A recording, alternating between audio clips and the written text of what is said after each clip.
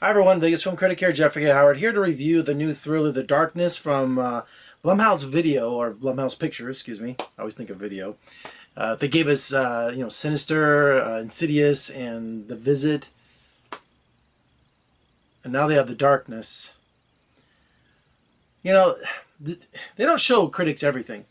And since I started up my YouTube channel again like a year ago, it's been over a year, I'm dedicated. I want to review everything. I haven't done that in years. I used to kind of back off, but I love horror films and I love thrillers and I love what Blumhouse does, and so this is a classic example where the trailer looked really good, and the trailer was good, and the movie wasn't good.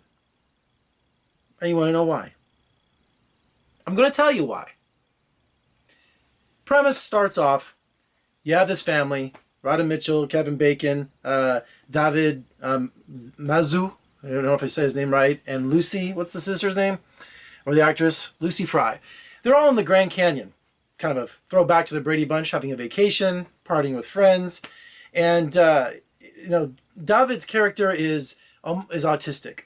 And they're out, playing around in the Grand Canyon, and he falls into a pit that finds this like ancient Indian burial ceremonial place.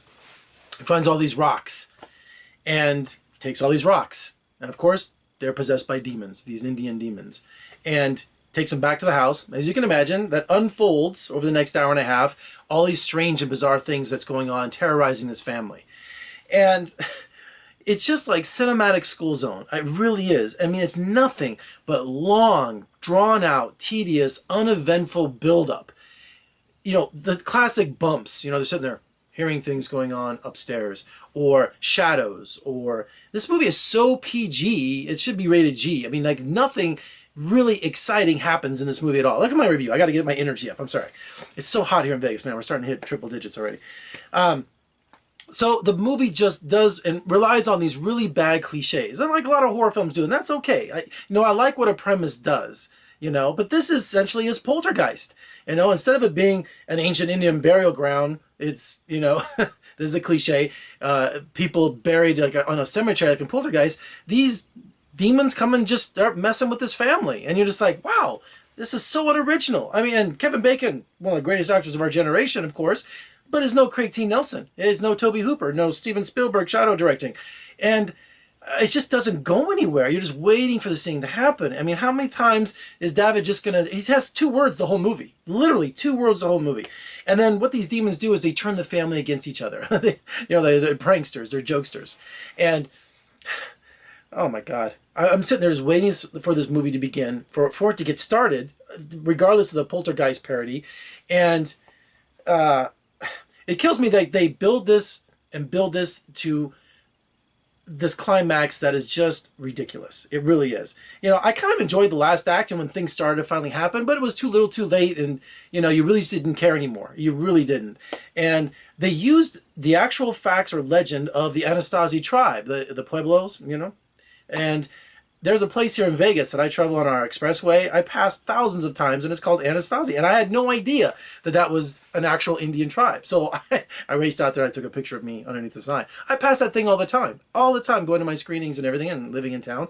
And I had no idea there was a whole legend behind that these demons, the Indians, sent them to back to their own dimension. And if they're ever released, they prey on children. They prey on simple families and turn them against each other and drag them back their dimension, I guess. I don't know. It just makes no sense. It really doesn't. And when it does make sense, it's uneventful.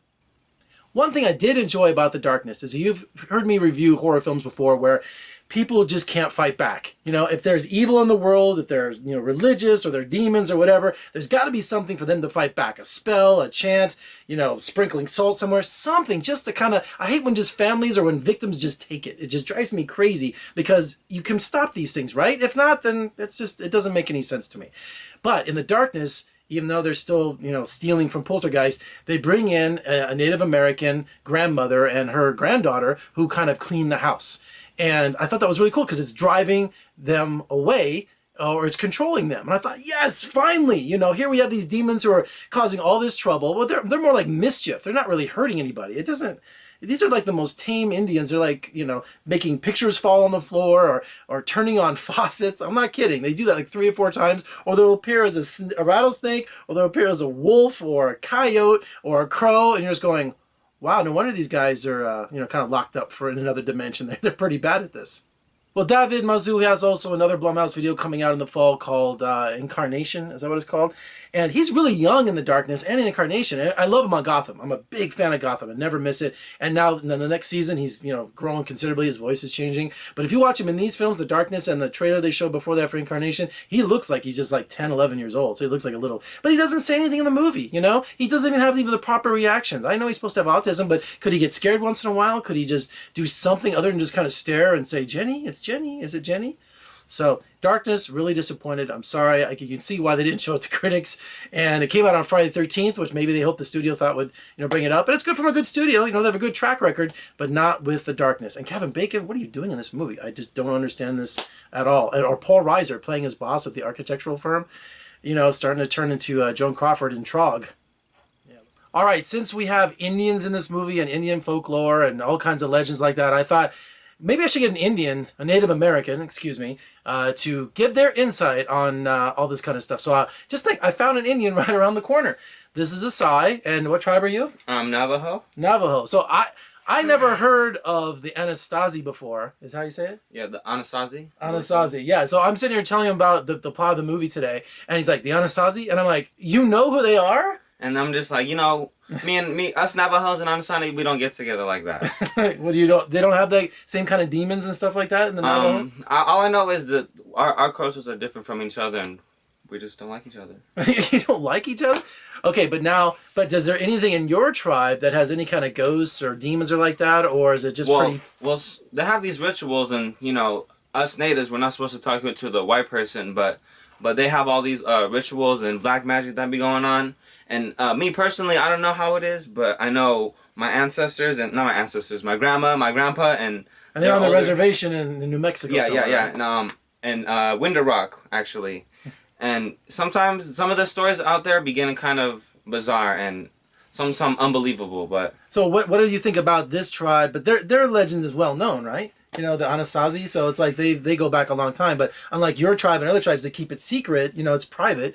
But this is like a well known folklore. I believe so. I'm not sure because unfortunately I don't know my heritage. That's the wrong tribe, right? That's the wrong tribe. Yeah. Okay. Well, anyway, I wanted to get a Native American's perspective on this, and how do you say goodbye? I don't know. That sounds like English. Oh, it is, huh? What? Hey. What's hey? Hey. What's hey? That's hello. Yeah, that's hello. What's hey? All right. That's Asai. I'm Jeff. All right. So for more reviews and interviews, just surf on over to my web. All right, for more reviews and interviews, surf on over to my website, vegasfilmcritic.com. Check out my podcast on iTunes. Share, comment below. Subscribe, please. That would be great. I'm Jeffrey Howard, and until next time, say goodbye. Goodbye. Peace.